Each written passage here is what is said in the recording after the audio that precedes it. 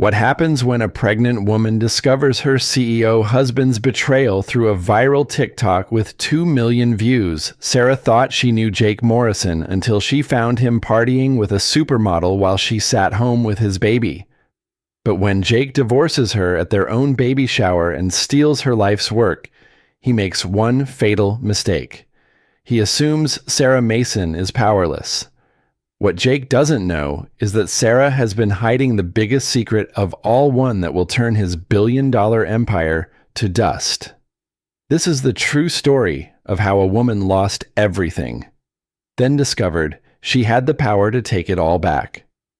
If you love stories of justice and incredible comebacks, hit that like button and subscribe, because this revenge is about to get legendary. Let's dive in. Sarah Reynolds stood in her kitchen at 7 months pregnant, stirring oatmeal with one hand while scrolling through TikTok with the other. The algorithm had been kind to her lately, serving up pregnancy tips and nursery ideas. But then she saw it.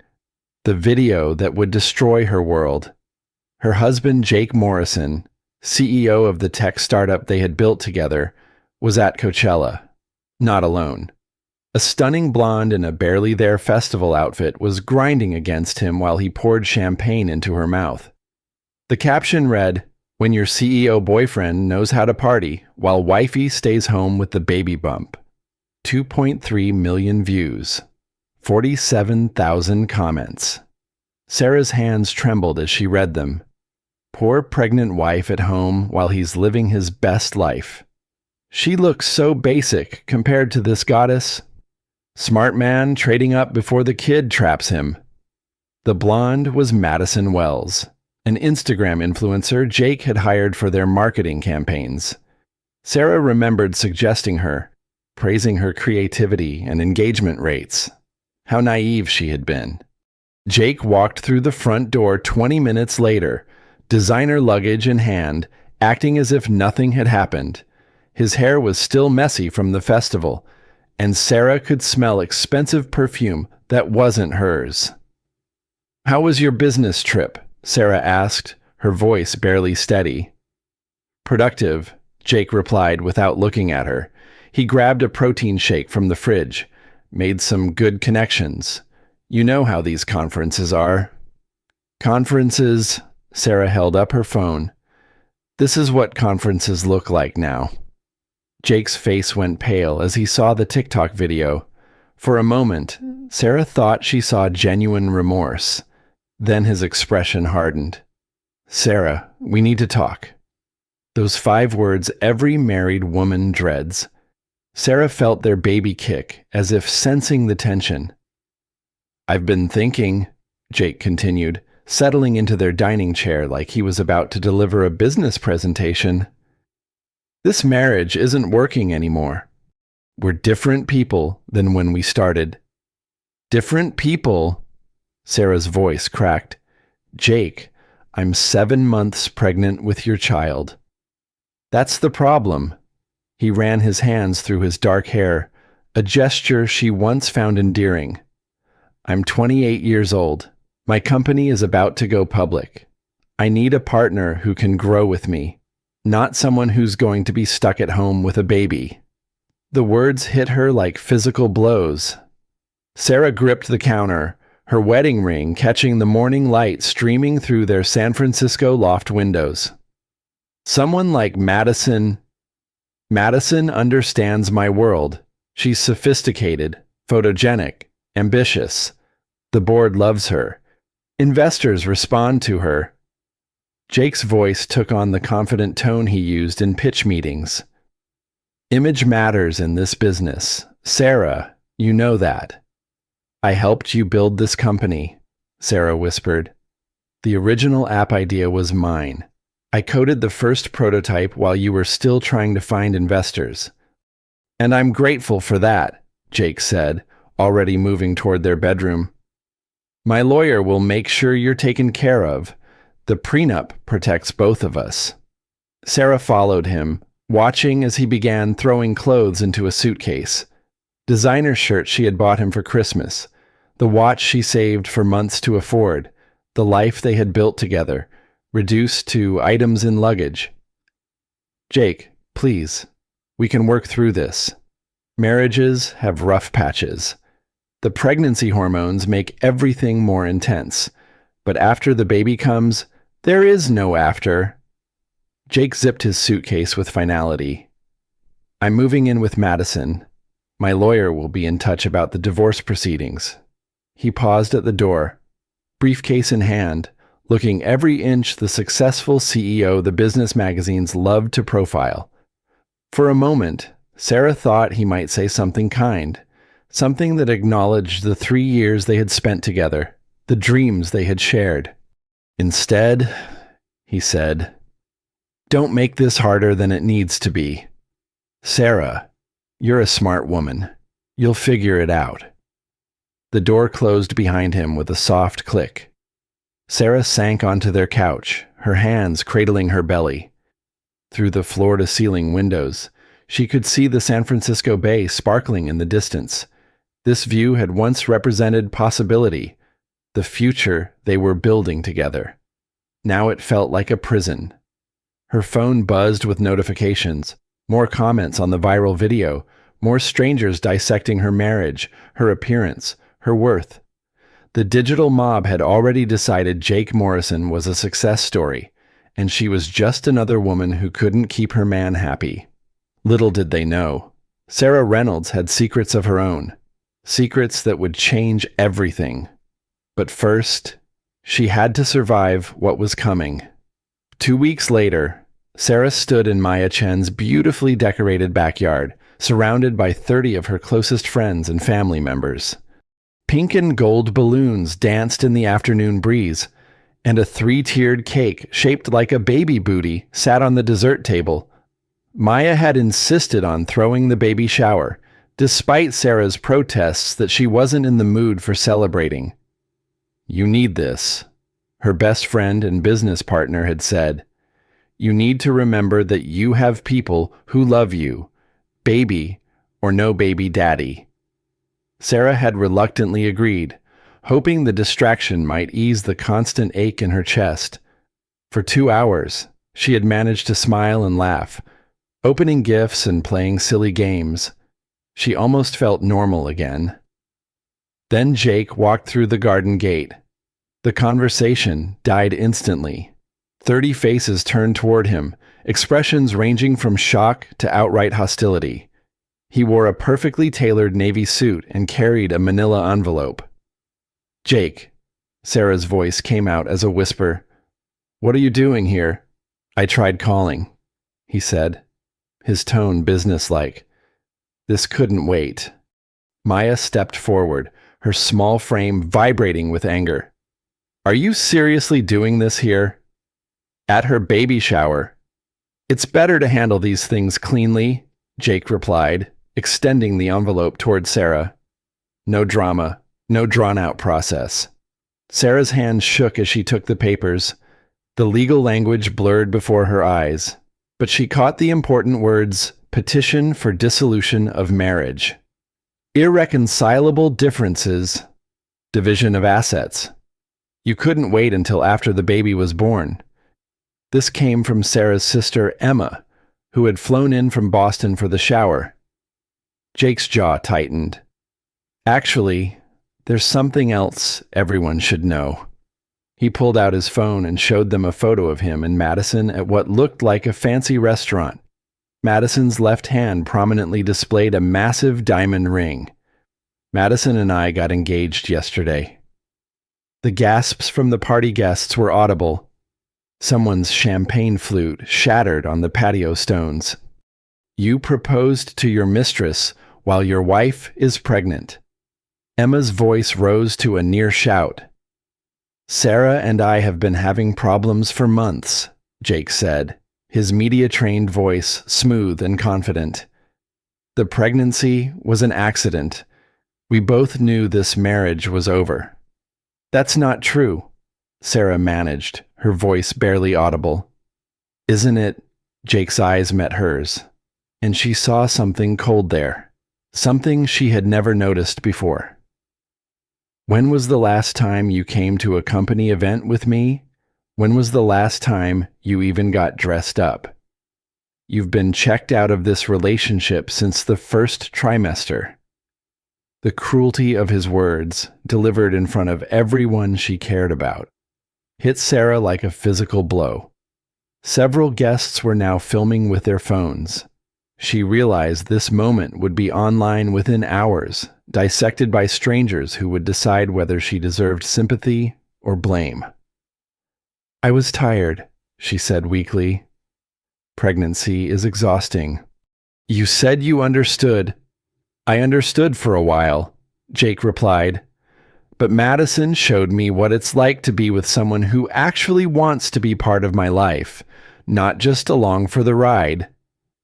Sarah felt a sharp pain in her lower abdomen, then another. The stress was affecting the baby. Jake, stop, Maya said, moving to Sarah's side. Can't you see you're hurting her? I'm not the villain here, Jake said, his voice rising. I'm being honest about a marriage that wasn't working. Sarah knew this day would come. You're right, Sarah said suddenly, surprising everyone, including herself. I should have seen this coming. She should have noticed the late-night phone calls, the weekend team-building exercises she wasn't invited to, the way he had stopped asking about her day or touching her belly when the baby kicked. The pain in her abdomen intensified. Sarah doubled over, clutching her stomach. Sarah. Emma rushed to her side. Something's wrong. Sarah gasped. She felt wetness between her legs and looked down to see fluid staining her dress. The baby chaos erupted. Emma called 911 while Maya grabbed towels. The party guests scattered, some trying to help, others backing away as if pregnancy complications were contagious. Jake stood frozen, the divorce papers still in his hands. Aren't you going to do something? Maya screamed at him. This is your child, too.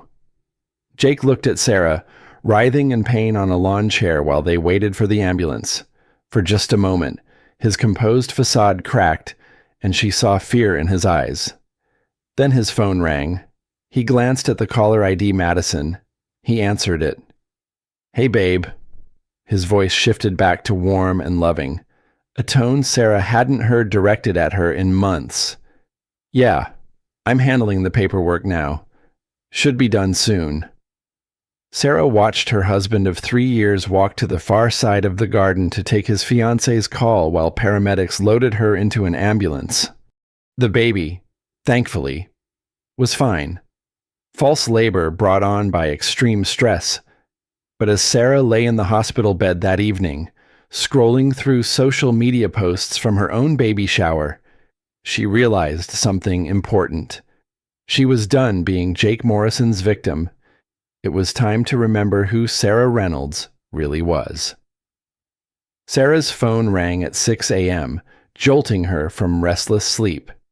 3 days had passed since the baby shower incident, and she was still recovering both physically and emotionally. Mrs. Morrison. The voice was crisp, professional. This is Jennifer Walsh from First National Bank. I'm calling about your checking account. Sarah sat up in bed, her pregnant belly making the movement awkward. What about it? Your account has been frozen pending resolution of a legal dispute. I'm showing a hold placed by Morrison Holdings, LLC. The words didn't make sense at first. Morrison Holdings was Jake's investment company, but their personal accounts were separate. At least, she had thought they were. There must be a mistake, Sarah said. That's my personal account. I've had it for years. I'm sorry, but according to our records, Morrison Holdings is listed as a co-signer with authority to freeze assets during legal proceedings. You'll need to speak with your attorney. Sarah hung up and immediately called their bank's customer service line. After 40 minutes on hold, she learned the devastating truth Jake had quietly added Morrison Holdings as a co-signer to all their accounts over the past year, claiming it was for business optimization and tax benefits. She had signed the paperwork without reading it carefully, trusting her husband completely. Now she had $847 in her personal savings account and no access to the money she had earned from her freelance coding work. Sarah called her lawyer, David Kim, whom she had hastily retained after receiving the divorce papers. "Sarah, I have bad news," David said without preamble. "I've reviewed your prenup more carefully. The intellectual property clause is broader than I initially thought." "What does that mean?" "It means any work you did while married to Jake, including the original app concept and code, legally belongs to the marital partnership. But since Jake filed first and claimed the business assets, you'll have to prove your contributions in court. That could take months." Sarah's chest tightened. "But I have emails, code repositories, everything time-stamped to prove I created the original concept. Jake's legal team is claiming you were working as his employee, not his partner.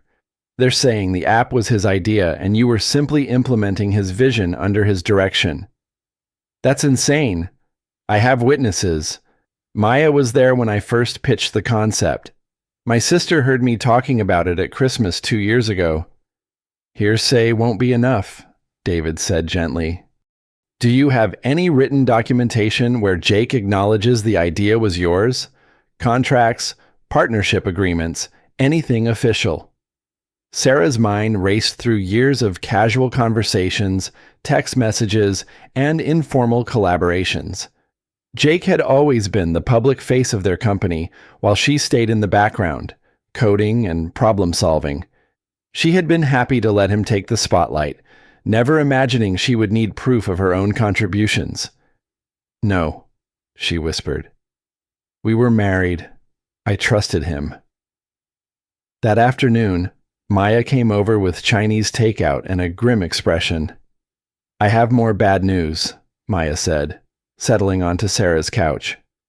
"I got a call from Rebecca Martinez at TechFlow Ventures. They're pulling out of our new project." Sarah dropped her chopsticks. Maya's consulting firm had been her financial lifeline, the one source of income she thought Jake couldn't touch. Why, apparently, Jake's lawyers sent them a cease and desist letter claiming our app violates intellectual property owned by Morrison Holdings. They're saying any work we do together is based on stolen code. Sarah stared at her friend, trying to process the implications. "He's destroying my ability to work. It gets worse," Maya continued reluctantly. 3 other potential clients called today asking if the lawsuit rumors were true. "Word is spreading that you're radioactive in Silicon Valley." Sarah felt the baby kick, a reminder of the new life depending on her. Medical bills were already piling up from her recent hospital visits. Her Cobra health insurance through Jake's company would end soon. And now her ability to earn money was being systematically destroyed. "There has to be something we can do," Sarah said. Maya hesitated. "There might be. I've been thinking about what you told me years ago, about your family in Boston." Sarah's blood ran cold. "No, absolutely not. Sarah, you're about to be a single mother with no income and a vindictive ex-husband who's using the legal system to destroy you. Maybe it's time to stop running from who you really are."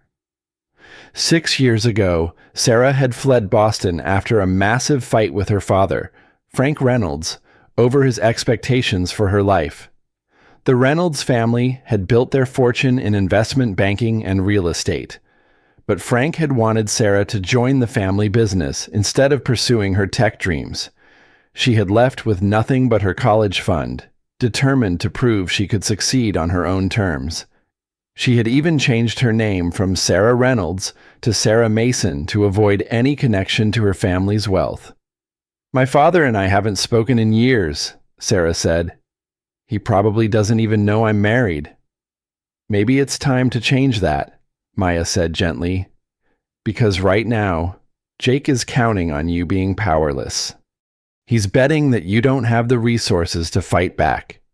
Sarah looked around her small apartment, at the baby clothes she could barely afford, at the stack of medical bills on her coffee table.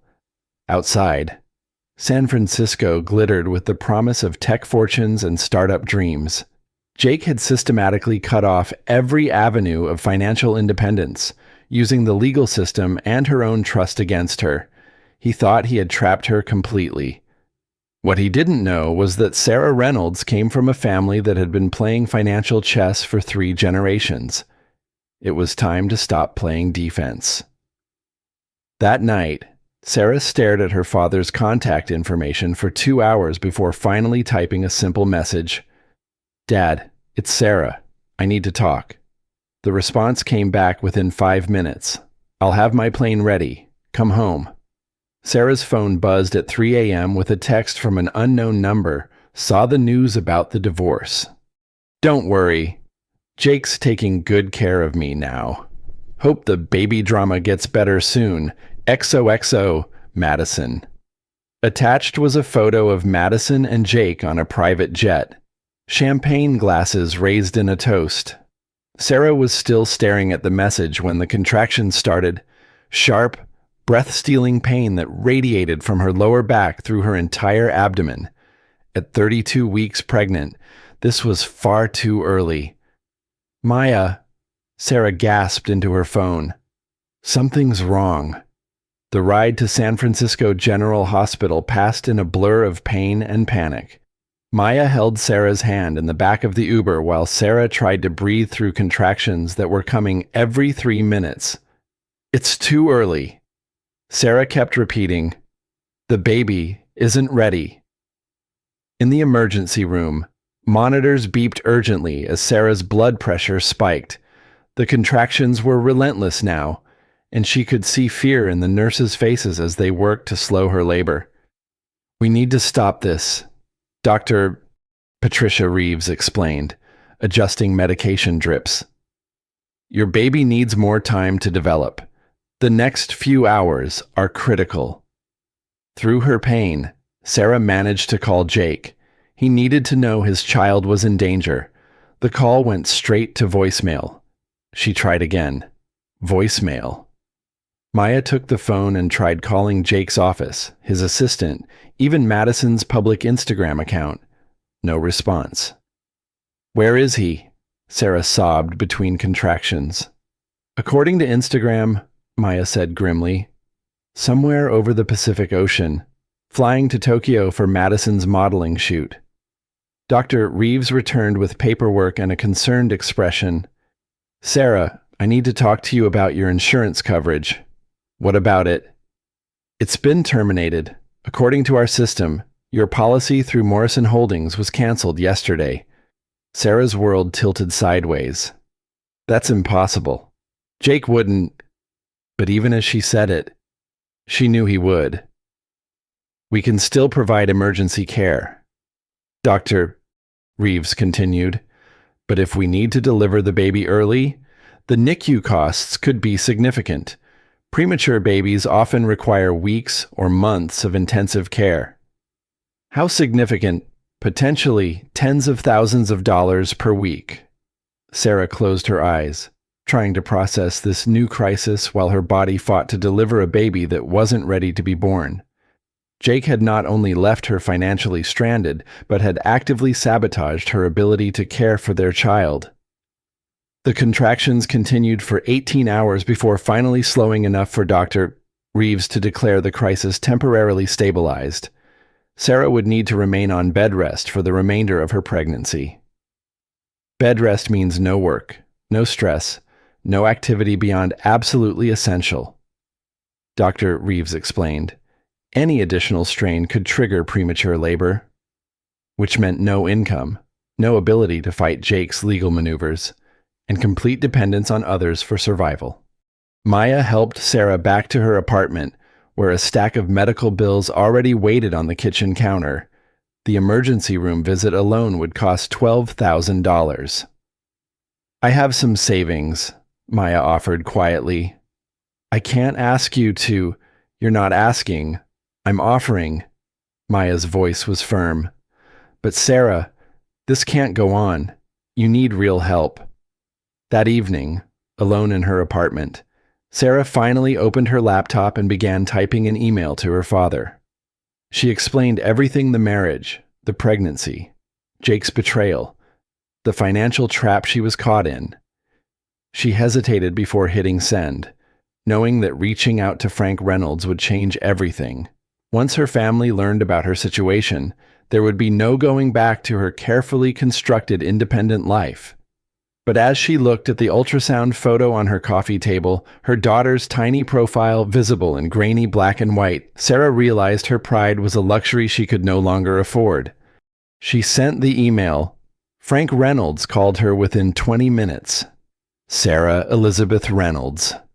His familiar Boston accent carried a mixture of relief and fury. Do you have any idea how worried I've been 6 years without a word?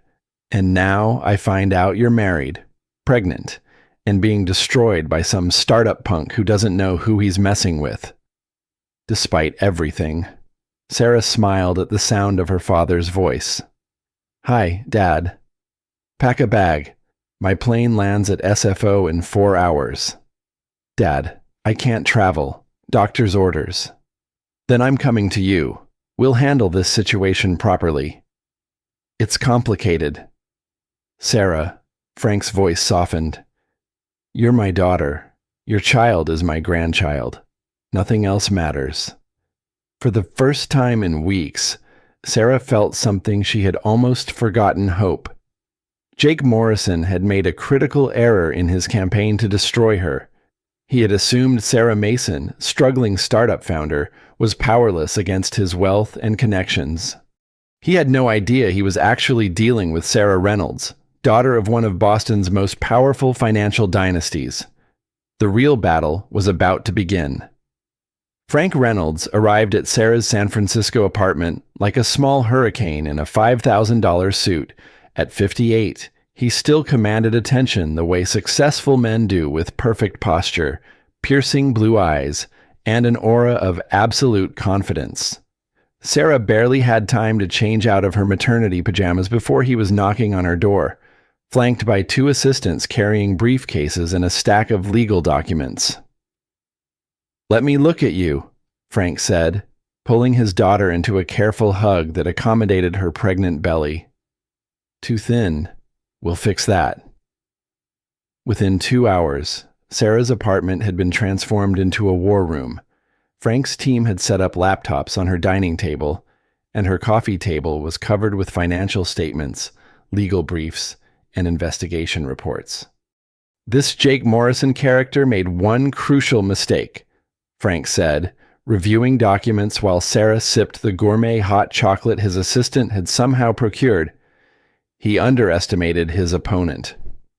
Sarah watched her father work, remembering why he had built Reynolds Capital into one of Boston's most feared investment firms. Frank approached problems like military campaigns, thorough research, strategic planning, overwhelming force. The prenup has some weaknesses, announced Patricia Hoffman, the attorney Frank had flown in from Boston, particularly around intellectual property created before the marriage was finalized. What do you mean? Sarah asked. Your original app concept. If we can prove you developed it before legally marrying Jake, it might not be covered under the marital property clauses. Sarah's heart jumped. I have emails and code repositories going back 18 months before our wedding. That's exactly what we need. Patricia smiled. Frank, this case just became much more winnable. Over the next week, Sarah watched her father systematically dismantle Jake's legal strategy. Frank hired forensic accountants to trace every financial transaction, private investigators to document Jake's relationship timeline with Madison, and IP lawyers to establish Sarah's ownership of the original technology. Your husband made another error, Frank announced on Thursday evening. He's been using marital assets to fund his new lifestyle with the model. Under California law, that's considered financial misconduct. Sarah felt genuinely hopeful for the first time since Jake had served her with divorce papers. Her father's resources were making quick work of problems that had seemed insurmountable. How long before we can file our countersuit? Sarah asked. Monday, Patricia replied confidently. We'll hit him with intellectual property theft, financial misconduct, breach of fiduciary duty, and fraudulent transfer of assets. Frank leaned back in his chair with the satisfied expression Sarah remembered from her childhood when he had closed particularly lucrative deals. By the time we're finished with Mr. Morrison, he'll be lucky to keep his company name. Sarah allowed herself to imagine victory, reclaiming her rightful ownership of the app she had created, financial security for her daughter, Jake facing consequences for his betrayal. That weekend, she even started planning. She would move back to Boston after the baby was born, work with her father's tech investments, maybe start a foundation to help other women entrepreneurs who had been exploited by male business partners.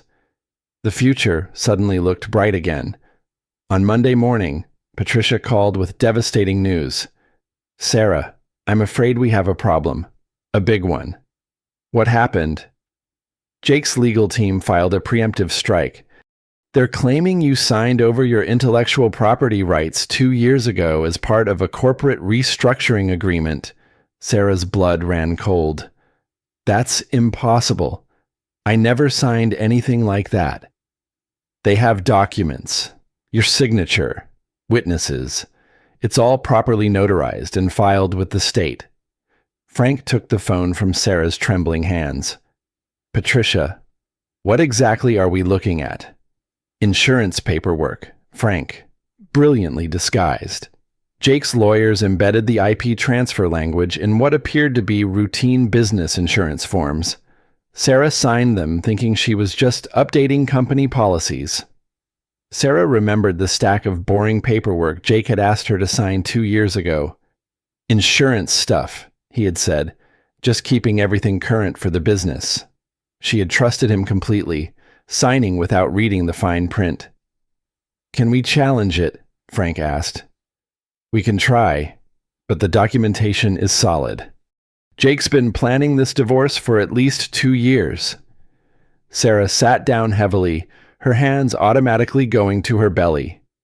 The baby kicked, as if sensing her distress. There's more. Patricia continued reluctantly. They're also filing a restraining order claiming you've been harassing Jake and Madison through social media and third parties. I haven't contacted them at all, Sarah protested. Someone has been leaving negative reviews on Madison's social media accounts and calling Jake's business partners. They have screenshots and phone records. Sarah looked at Maya, who had gone pale. Maya, tell me you didn't... I was trying to help, Maya said defensively. I thought if people knew the truth about what Jake was doing... You gave them ammunition, Frank said grimly. They're going to paint Sarah as an unstable, vengeful ex-wife who can't be trusted. The restraining order hearing was scheduled for that afternoon. By evening, Sarah was legally prohibited from coming within 500 feet of Jake or Madison, from contacting any of Jake's business associates, and from posting anything about either of them on social media. Worse, the judge had been clearly influenced by Jake's portrayal of Sarah as emotionally unstable due to pregnancy hormones and the stress of the divorce. The prenup appears to be ironclad, Patricia reported after reviewing all the evidence. And with the harassment allegations, any jury is going to see Sarah as the bitter ex-wife trying to destroy her successful husband's career. Frank Reynolds, who had built his fortune on never accepting defeat, looked older than Sarah had ever seen him. Dad, Sarah asked quietly.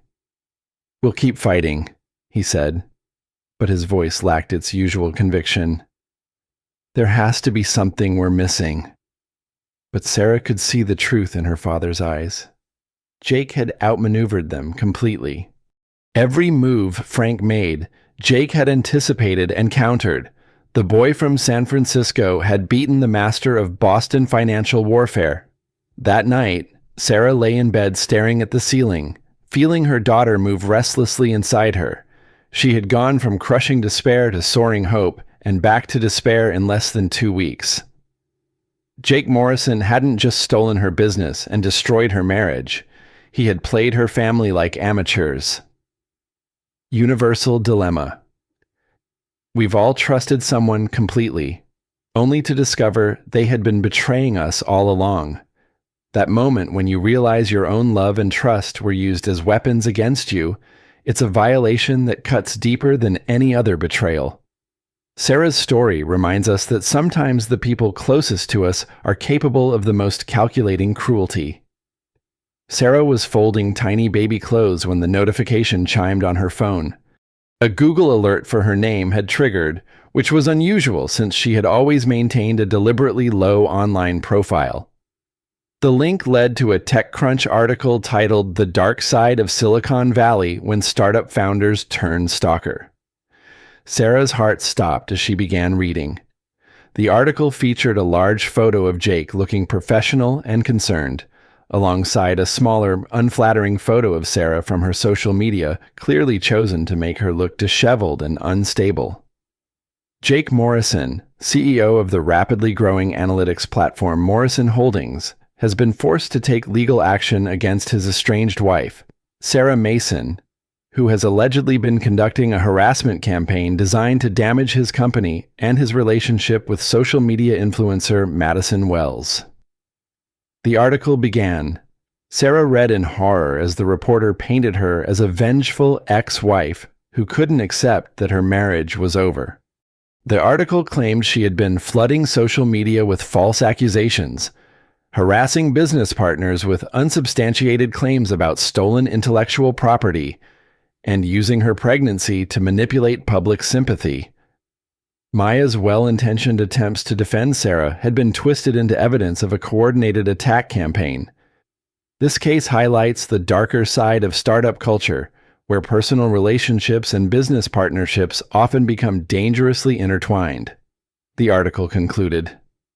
While divorce is never easy, Mr. Morrison's situation demonstrates what can happen when professional and personal boundaries are not properly maintained. The article had been shared 8,000 times in 2 hours. Sarah's phone started ringing immediately. Other tech bloggers wanted interviews. Her former colleagues were texting, asking if the article was true. Even her landlord called, expressing concern about drama affecting the building. But the worst part was the comments section, where hundreds of strangers dissected her life with vicious enthusiasm. Gold Digger couldn't handle losing the gravy train. Typical bitter baby mama trying to destroy a successful man. She looks crazy in that photo. Jake dodged a bullet. Why do women always use pregnancy as a weapon? Sarah found herself Googling her own name obsessively, watching as the story spread across tech blogs, social media platforms, and even mainstream news outlets. Each retelling added new details that painted her in worse light. One article claimed she had never contributed meaningfully to the technical development of their app. Another suggested she had married Morrison specifically to gain access to his business connections and steal his ideas. By the end of the week, Sarah Mason's startup harassment was auto-completing in search engines. Her digital reputation was permanently destroyed. Maya found Sarah curled up on her couch, laptop open to the latest article about the Morrison Holdings stalker situation. "You need to stop reading this stuff," Maya said gently, closing the laptop. "How can I stop this is going to follow me forever?" Sarah's voice was hollow. "No one will ever hire me now. Everyone believes I'm some kind of psychotic ex-wife. The people who matter know the truth. Do they?" Sarah gestured at her silent phone. "Half my professional contacts won't return my calls. 3 consulting clients have canceled contracts. My own uncle shared that TechCrunch article on LinkedIn with a comment about why startup partnerships with romantic partners never work." Sarah had underestimated how thoroughly Jake would destroy her reputation to protect his own. He hadn't just stolen her business. He had made her unemployable in the industry she had devoted her career to building. The psychological toll was devastating. Sarah found herself second-guessing every memory of their relationship. Had she really contributed as much as she thought? Was Jake right that she had been holding him back? The constant media narrative that she was delusional and vindictive began to feel like truth. When she tried to defend herself online, her responses were screenshot and mocked as evidence of her instability. When she stayed silent, her silence was interpreted as admission of guilt. Jake had created a perfect trap. Anything Sarah did to fight back would be used as proof that she was exactly the kind of person he claimed she was. The worst moment came when Sarah received a call from Dr. Patricia Reeves. "Sarah, I need to discuss something sensitive with you. I've had several reporters calling the hospital asking about your pregnancy and mental health status. They can't access my medical records," Sarah said, horrified. "No, but they're fishing for information. And I have to ask, have you been under unusual stress lately? Your blood pressure has been elevated during your recent visits." Sarah realized that even her pregnancy was being weaponized against her. Any health issues caused by the stress of Jake's attacks would be presented as evidence that she was unstable and potentially dangerous. That night, Frank called from Boston with more bad news. "The story has reached the East Coast business press," he reported grimly. "Bloomberg ran a piece about startup relationship drama. Wall Street Journal mentioned it in their tech roundup. Dad, I can't take much more of this." "I know, sweetheart, but we can't give up. Sometimes the only way out is through what Jake has convinced the entire world that I'm crazy. Even if we prove he stole my work, everyone will just say I'm making it up." Frank was quiet for a long moment. "There might be another way, but you're not going to like it." "What do you mean?" "I've been doing some research on Madison Wells, the young woman Jake is engaged to. Her social media presence is very carefully managed, but there are some inconsistencies in her story that suggest she might not be as legitimate as she appears." Sarah felt a spark of interest for the first time in days. "What kind of inconsistencies?" "Her modeling career, her business credentials, even her social media followers. A lot of it appears to be manufactured. If she's been helping Jake deceive investors about his company's public image, that could be securities fraud." "You want me to go after Madison?" "I want us to investigate whether Jake's new relationship is built on the same lies as his business practices. If Madison is part of a broader pattern of deception, it changes the entire narrative." Sarah hesitated. After weeks of being painted as a vindictive ex-wife, the last thing she wanted was to give Jake's supporters more ammunition. But then she thought about her daughter. Who would grow up in a world where her father was celebrated as a visionary entrepreneur while her mother was remembered as a footnote of female hysteria? "What do we need to do?" Sarah asked. "Leave that to me," Frank replied. "It's time to remind Mr. Morrison that he's not the only one who knows how to play hardball." Sarah was 35 weeks pregnant when Child Protective Services knocked on her door. "Ms. Mason, I'm Jennifer Carter with CPS. We've received a report of concern regarding your ability to provide a safe environment for your unborn child." Sarah's hands instinctively went to her belly. "I don't understand. What kind of report?" Jennifer Carter consulted her tablet. "The report alleges substance abuse, erratic behavior, and inability to maintain stable housing or employment. We're required to investigate all reports involving unborn children." "This is insane," Sarah said, stepping back from the door. "I don't use drugs. I don't drink.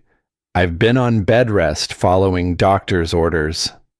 "May I come in? I need to document the living conditions and ask you some questions." Sarah's apartment, which had always been modest but clean, suddenly felt inadequate under the social worker's scrutiny. Jennifer Carter photographed everything: the stack of unpaid bills on the coffee table, the sparse refrigerator, the single bedroom that would soon need to accommodate a newborn. Miss Mason, I need to ask about your mental health status. Have you been treated for depression, anxiety, or any other psychological conditions? No. I mean, I've been stressed because of my divorce, but that's normal, right? Have you made any threats against your ex-husband or his fiancé? Sarah's blood ran cold as she realized what was happening. Someone filed a false report to get CPS involved. I can't discuss the source of reports, Jennifer replied carefully. But I do need to address some concerning documentation that's been provided to our office. She showed Sarah printouts of social media posts that appeared to come from Sarah's accounts, angry rants about Jake, threats to make him pay, references to feeling desperate enough to do anything. I didn't write these, Sarah said, her voice rising. These aren't my words. The posts were made from accounts linked to your name and photo. Then someone created fake accounts. This is harassment. Jennifer made notes on her tablet. Ms. Mason, I also need to ask about your financial situation. Can you afford to provide for a child? Do you have stable housing? Health insurance? Every question revealed another way Jake had systematically undermined her ability to be seen as a fit mother. No job, no insurance, mounting debt, and now a CPS investigation based on fabricated evidence. I'm going to recommend that the hospital notify our office when you go into labor, Jennifer said as she prepared to leave. We may need to assess the situation at that time. The implication was clear. They were considering taking her baby. Sarah called Frank in panic, barely able to speak through her tears. They want to take my daughter, Dad. Jake somehow convinced CPS that I'm an unfit mother. Calm down, Sarah. We'll handle this. But even Frank's voice carried a note of concern. I'm calling Patricia and our investigator right now. The investigation revealed the scope of Jake's manipulation. Someone had indeed created fake social media accounts in Sarah's name, complete with stolen photos and carefully crafted posts designed to make her appear unstable and vengeful. The accounts had been active for weeks, building a digital paper trail of increasingly erratic behavior. It's sophisticated psychological warfare, Frank's investigator reported. Someone with resources and technical knowledge created an entire false persona to discredit Ms. Reynolds. But proving the accounts were fake would take weeks, and CPS was moving quickly. Sarah's caseworker was recommending supervised visits only, pending a full psychological evaluation and home study that could take months to complete. 2 days later, Sarah went into labor at 36 weeks. Emma Grace Morrison. Jake had refused to let Sarah hyphenate the baby's name was born healthy but small, requiring several days in the NICU for monitoring. Sarah had never experienced love so fierce and protective as the moment she first held her daughter. Jennifer Carter arrived at the hospital 8 hours after Emma's birth. Ms. Mason, I need to discuss the custody arrangements while your daughter remains in the NICU. What custody arrangements? She's my baby. Given the ongoing investigation and concerns about your stability, the court has granted temporary custody to the father. Sarah's world collapsed. Jake gets custody. Mr. Morrison has demonstrated financial stability, secure housing, and no concerning behavioral patterns. The court feels this is in the child's best interests until the investigation is completed. Sarah looked through the NICU window at her daughter, connected to monitors and feeding tubes, utterly vulnerable and dependent. She had carried Emma for 8 months, had felt every kick and hiccup, had already planned out lullabies and bedtime stories. Jake arrived 2 hours later with Madison in tow, both dressed as if for a photo shoot. Madison carried a designer diaper bag and immediately started taking selfies with the adorable baby. Sarah, Jake said with false concern, I hope you understand this is what's best for Emma. She needs stability. I'm her mother, Sarah whispered. And I'm her father. The father with a secure income, health insurance, and a stable relationship. Jake's voice carried that familiar edge of satisfaction. You'll be allowed supervised visits once you've completed the court-mandated programs. Sarah watched Madison pose for photos with her newborn daughter, the woman who had helped destroy her marriage, now literally taking her place as Emma's caregiver. Programs? Sarah asked weakly. Parenting classes, psychological evaluation, substance abuse counseling, even though we both know you don't have a drug problem. The court wants to be thorough. Jake had orchestrated the perfect final blow. He hadn't just taken her business and destroyed her reputation, he had taken her child. As the nurse wheeled Emma away in Jake's arms, Sarah realized she had been completely outmaneuvered. Every move she had made, every attempt to fight back, had been anticipated and countered. Jake Morrison had won everything. That night, alone in her hospital room, Sarah stared at the empty bassinet that should have held her daughter. She had been reduced to supervised visits with her own child, branded as unstable and unfit, while Jake played happy family with his new girlfriend and the baby Sarah had carried and delivered. But for the first time since this nightmare began, Sarah felt something besides despair. She felt rage, pure, crystalline, focused rage. Jake had made one critical error in his complete victory. He had given her nothing left to lose. Sarah sat in the sterile family court waiting room, watching Jake and Madison play with Emma in the supervised visitation area. Her daughter, now 3 weeks old, gurgled happily in Madison's arms while Jake took photos for what Sarah knew would become another social media post about their beautiful family. The psychologist had just delivered her evaluation. Sarah showed signs of adjustment disorder with depressed mood and difficulty accepting changed circumstances, but was not a danger to her child.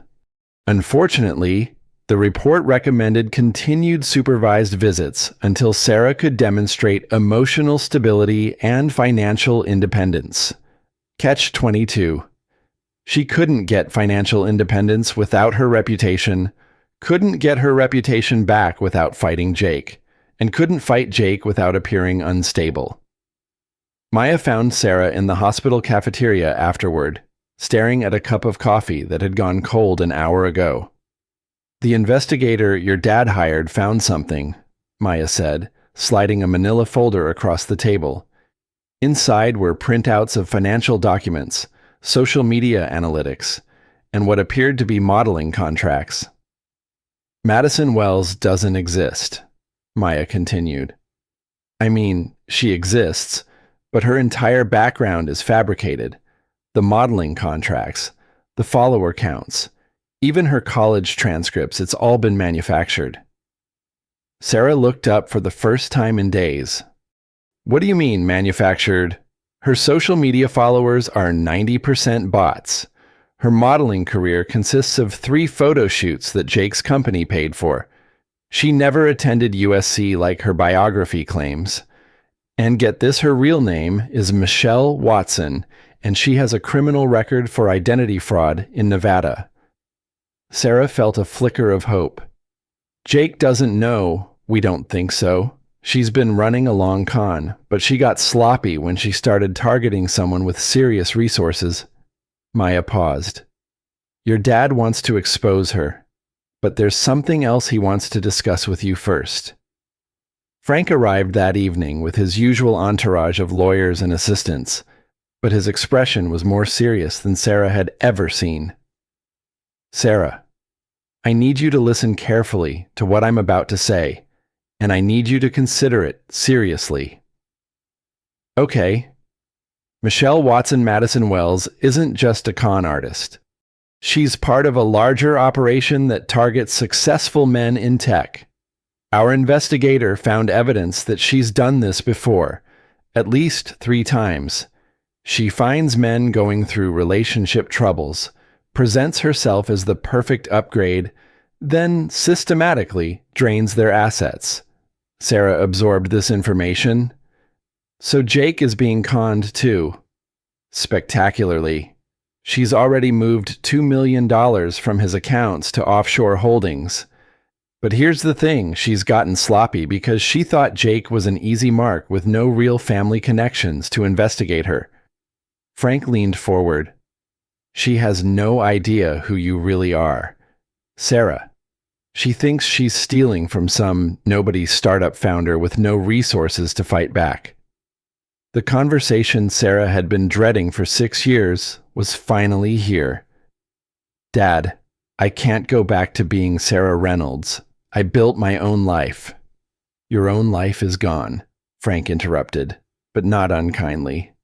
Jake Morrison destroyed Sarah Mason's reputation and stole her work, but he has no idea that Sarah Mason is actually Sarah Reynolds, daughter of one of the most powerful financial families in America. Sarah looked out the window at San Francisco's skyline, the city where she had tried so hard to build an independent identity. If I reveal who I really am, it changes everything. The custody case, the media narrative, the business dispute, everything. Yes, it does, Frank agreed. Sarah Mason appears to be a powerless victim, but Sarah Reynolds has resources that Jake Morrison can't even imagine. It also makes me look like a fraud, Sarah said quietly. Like I was hiding my identity to manipulate people. Or, Maya interjected, it makes you look like a woman who was strong enough to walk away from privilege to build something on her own, only to have it stolen by someone who didn't deserve it. Sarah thought about Emma, about the supervised visits, about watching another woman raise her daughter while Jake celebrated his successful manipulation of the legal system. Shared experience. Most of us have felt trapped by circumstances beyond our control, forced to choose between our principles and our survival. Sarah's moment of decision whether to reveal her true identity and accept help or continue struggling alone reflects a choice many of us face. When do we set aside our pride to protect what truly matters? If I do this, Sarah said slowly, if I become Sarah Reynolds again, there's no going back. There's no going back anyway, Frank replied. The question is whether you want to keep fighting Jake Morrison's game with Sarah Mason's resources, or start playing your own game with your own advantages. Sarah closed her eyes and thought about the little girl who would grow up believing her mother was too unstable and poor to care for her, while her father was celebrated as a visionary entrepreneur. When she opened her eyes, her expression had hardened with resolve. Michelle Watson has no idea what she's gotten herself into, Sarah said, and neither does Jake Morrison. So it's time they met the real Sarah Reynolds. Frank smiled for the first time in weeks. There's my daughter. That night, Sarah sat down at her laptop and began typing an email to Patricia Hoffman, but this time she signed it with her real name, Sarah Elizabeth Reynolds. Subject line, motion to reopen Reynolds, v. Morrison knew evidence of fraud. The war was about to begin in earnest. But first, they had to save Jake from his own stupidity long enough to destroy him properly. The Reynolds family law firm occupied 3 floors of a Boston skyscraper, with conference rooms that had witnessed the dismantling of corporate empires and the restructuring of generational wealth. Sarah hadn't set foot in the building since her dramatic departure 6 years ago, but walking through the marble lobby felt like putting on armor. Miss Reynolds, the receptionist said with genuine warmth. Welcome home. The war room Patricia Hoffman had assembled was impressive even by Reynolds standards. Financial analysts, corporate investigators, securities lawyers, and forensic accountants filled a conference table that could seat 20. Multiple screens displayed Jake Morrison's financial networks, Madison Wells's fabricated history, and a timeline of every fraudulent transaction they had uncovered. Ladies and gentlemen, Patricia announced as Sarah took her seat at the head of the table, Meet your actual client. Sarah Elizabeth Reynolds, sole heir to Reynolds Capital, daughter of Frank Reynolds, and rightful owner of the intellectual property that built Morrison Holdings. The transformation was remarkable. These weren't lawyers taking on a charity case for an abused ex-wife. These were elite attorneys working for one of Boston's most powerful families, and their energy was palpable. Phase 1 is already complete, reported Marcus Chen, the forensic accountant Frank had flown in from Hong Kong. Michelle Watson has systematically drained approximately $4.7 million from Jake Morrison's personal and business accounts over the past 6 months. Sarah studied the financial flowcharts on the wall. She's been planning this since before they got engaged. Longer than that. Our investigation suggests she targeted Jake specifically because his company was preparing to go public. She positioned herself to extract maximum value right before the IPO launch. Patricia pulled up social media analytics. Michelle's online presence was designed to appeal precisely to Jake's demographic and psychological profile. The photos, the interests, even her apparent education background, it was all crafted to make her irresistible to him specifically. She's a professional, Sarah realized. This wasn't opportunistic. This was a targeted financial assassination. Exactly. And normally, it would work perfectly. But Michelle made one crucial error. Frank entered the conference room with a satisfied smile. She targeted a man whose ex-wife has the resources of the Reynolds family behind her. The plan Patricia outlined was both elegant and ruthless. Instead of simply exposing Michelle and Jake as victims of fraud, they would use the criminal conspiracy to reclaim everything Jake had stolen from Sarah, destroy his credibility as a business leader, and force him to confront the consequences of his own arrogance. Step 1, Patricia explained. We provide Jake with evidence of Michelle's fraud, but only enough to make him suspicious, not enough to protect himself. Why help him at all? Sarah asked. Because when Michelle realizes Jake is investigating her, she'll accelerate her extraction timeline. That's when she'll make mistakes we can document. Marcus pulled up bank records. She's already moved most of the liquid assets. But the business accounts and intellectual property transfers require Jake's personal authorization. If she panics, she might overplay her hand. Step 2, Patricia continued. While Jake and Michelle are destroying each other, we file our motion to reclaim Sarah's intellectual property. But this time, we're not filing as Sarah Mason, struggling ex-wife. We're filing as Sarah Reynolds, represented by the most expensive legal team in Boston. The psychological impact would be devastating. Jake's lawyers had been preparing to face a woman with no resources. Instead, they would be confronting an opponent with unlimited financial backing and a team of attorneys who specialized in corporate warfare. Step 3 is the beautiful part, Frank added.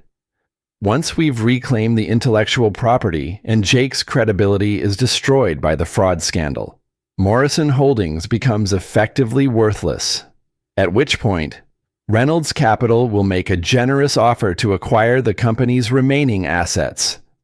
Sarah felt a dark satisfaction as she understood the complete strategy. You're going to force Jake to sell me my own company back. For pennies on the dollar, Patricia confirmed. And the acquisition will be structured to give you complete control over the technology platform you created. But the most satisfying element was the custody case. Once Sarah's true identity and financial resources were revealed, the narrative of the unstable ex-wife would collapse immediately. Courts tended to favor parents with greater resources, and the Reynolds family had more resources than Jake could ever imagine. How long before we execute? Sarah asked. We start tomorrow morning, Frank replied. Marcus has scheduled a meeting with Jake's CFO to present concerning irregularities in the company's financial statements. Nothing too specific, just enough to make them start asking questions. Sarah looked around the room at the assembled team of legal and financial professionals, all focused on destroying Jake Morrison methodically and completely. 6 months ago, she had been a trusting wife who signed documents without reading them. Now she was orchestrating the systematic dismantling of the man who had betrayed her. "There's one more thing," Patricia said, sliding a document across the table. "We need to discuss what happens to Emma during all of this." Sarah's expression hardened. "Emma comes home with me. That's non-negotiable." "Agreed. But we need to be strategic about the timing. If we move too fast on the custody case, Jake might realize what's happening and try to flee with her." "He wouldn't," Sarah began, then stopped. 6 months ago, she would have said Jake would never steal her intellectual property or manipulate CPS to take her baby. Now she knew he was capable of anything. "We wait until Michelle has destroyed his finances and his business credibility is ruined," Frank said. "Then we file for emergency custody based on his inability to provide a stable environment." Sarah nodded grimly. "By the time Jake Morrison realizes what's happening to him, it will be too late to stop it." Patricia smiled. "Welcome back to the family business, Sarah." For the first time since Jake had walked out of their apartment, Sarah felt like herself again. Not the diminished, desperate version of herself that Jake had created, but the confident, capable woman she had always been. Jake Morrison had made the mistake of believing his own narrative about powerless Sarah Mason. He was about to learn the difference between Sarah Mason and Sarah Reynolds. The text message arrived at Sarah's Boston hotel room at 6 a.m. "Emergency. Need to talk. Michelle stole everything. You were right about her. Please call me. Jake." Sarah showed the message to Maya, who was sharing her suite while they waited for Phase 2 to launch. "He sounds desperate," Maya observed. "Good," Sarah replied, setting the phone aside without responding. Frank knocked and entered, carrying the Wall Street Journal and wearing the expression of a man who had just watched his favorite sports team win the championship. "Front page, business section," he said, handing Sarah the newspaper. The headline read, "Tech CEO defrauded by fiancé in multi-million-dollar romance scam." Below it was a photo of Jake looking haggard outside the FBI field office in San Francisco. Sarah read the article with growing satisfaction. Michelle Watson had indeed panicked when Jake started asking questions about her background. Her response had been to accelerate her extraction plan, attempting to transfer the remaining business assets to accounts she controlled. Unfortunately for her, Reynolds Capital's financial monitoring had documented every transaction.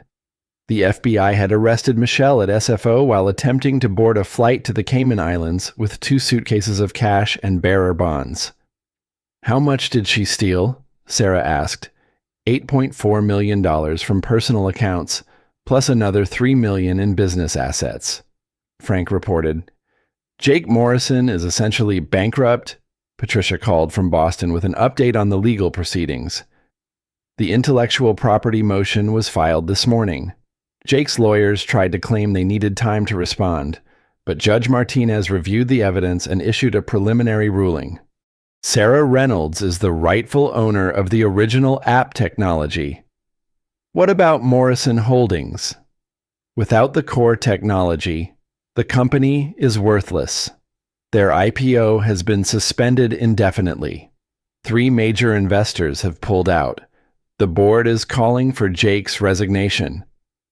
Sarah felt a complex mixture of satisfaction and something that might have been pity. Jake had systematically destroyed her life, but watching his own destruction was less gratifying than she had expected. Maya interrupted her thoughts. "Sarah, you need to see this." She was holding up her phone, showing a live stream from what appeared to be Jake's apartment. He was giving an impromptu press conference, looking exhausted and desperate. "I want to make a statement about the recent events," Jake was saying. "First, I was completely deceived by Michelle Watson, who manipulated me and stole from my company. But more importantly, I need to address the terrible injustice I committed against my ex-wife, Sarah Mason. Sarah's attention sharpened. Sarah is not the person I portrayed her as during our divorce. She's brilliant, talented, and the true creator of the technology that built my company. I let my own ego and ambition blind me to her worth. And I used the legal system to steal what rightfully belonged to her. Maya paused the stream. Is he actually taking responsibility? He's trying to save himself, Frank said grimly. His lawyers probably told him that complete honesty is his only chance of avoiding criminal charges for fraud and perjury. Sarah watched the rest of Jake's statement, in which he publicly acknowledged her contributions to their company, admitted to manipulating the custody proceedings, and begged for her forgiveness. It's too late, Sarah said quietly. 2 hours later, Patricia called with the final update. Judge Martinez has issued an emergency custody order. Emma is to be returned to Sarah immediately. Jake's lawyer didn't even try to fight it once they learned about Sarah's true identity and resources. Sarah felt her heart race. After 2 months of supervised visits, her daughter was coming home. Frank arranged for a private jet to San Francisco that afternoon. Sarah spent the flight reviewing the custody transition plan and trying to prepare herself for seeing Jake face-to-face for the first time since learning about his complete financial collapse. The meeting took place at the family court building, with social workers and attorneys present to ensure everything was handled properly. Jake arrived looking like he hadn't slept in days, carrying Emma's diaper bag and a box of her toys. When he handed Emma to Sarah, the baby girl looked around with bright, curious eyes, seemingly unaware that her entire world had just shifted. "Sarah," Jake said quietly, "I know this doesn't fix anything, but I'm sorry. For all of it." Sarah looked at the man who had once been her husband, her business partner, the father of her child.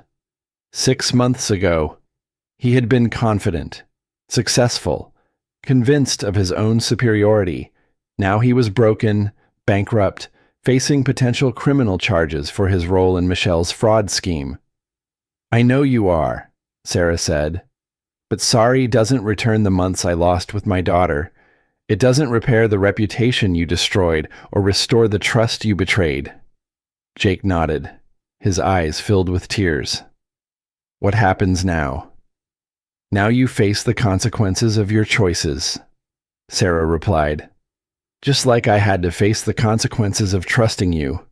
As Sarah walked out of the courthouse with Emma in her arms, Maya at her side, and Frank's security team ensuring their safe passage to the waiting car, she felt something she hadn't experienced in almost a year. Peace. The media was already spinning new stories about the Reynolds family heiress who had been secretly living as a struggling startup founder. Some outlets painted her as the victim who had finally gotten justice. Others questioned why she had hidden her identity in the first place. Sarah didn't care about the narratives anymore. She had her daughter, her company, and her future back. 6 months later. Sarah stood on the balcony of her new Boston penthouse, watching Emma play on a blanket in the morning sun. Reynolds Tech, the company she had built from the ashes of Morrison Holdings, had just been valued at $50 million. Jake Morrison had been sentenced to 18 months in federal prison for securities fraud. Michelle Watson received 5 years for her role in the romance scam operation. Maya joined Sarah on the balcony, coffee in hand. Any regrets about how it all went down? Sarah considered the question while Emma babbled happily at her toys. The woman who had married Jake Morrison 3 years ago would have found the complete destruction of his life excessive, even cruel. But that woman had believed that trust and good intentions were enough to protect the people she loved. She had learned, painfully, that sometimes the world required you to be harder than you wanted to be. No regrets, Sarah said finally. Jake made his choices. He systematically destroyed my life to build his own success. When I had the power to respond, I chose to reclaim everything he had stolen. And now, Sarah smiled, watching her daughter reach for a butterfly that had landed on her blanket. Now Emma will grow up knowing that her mother is strong enough to protect her, smart enough to build her own empire, and powerful enough to ensure that no one will ever underestimate her again. The story had started with a pregnant woman being abandoned by her ambitious husband. It ended with that woman reclaiming not just her stolen work, but her true identity as someone who had never needed anyone else's approval to be extraordinary. Wisdom moment. Sometimes the greatest gift life can give you is the revelation of your own strength. Sarah's journey from victim to victor wasn't really about revenge, it was about remembering who she had always been beneath the roles others had assigned her. In the end, the most powerful transformation wasn't Jake's fall from grace, but Sarah's rise to claim the life that had always been rightfully hers. Sarah Reynolds had come home,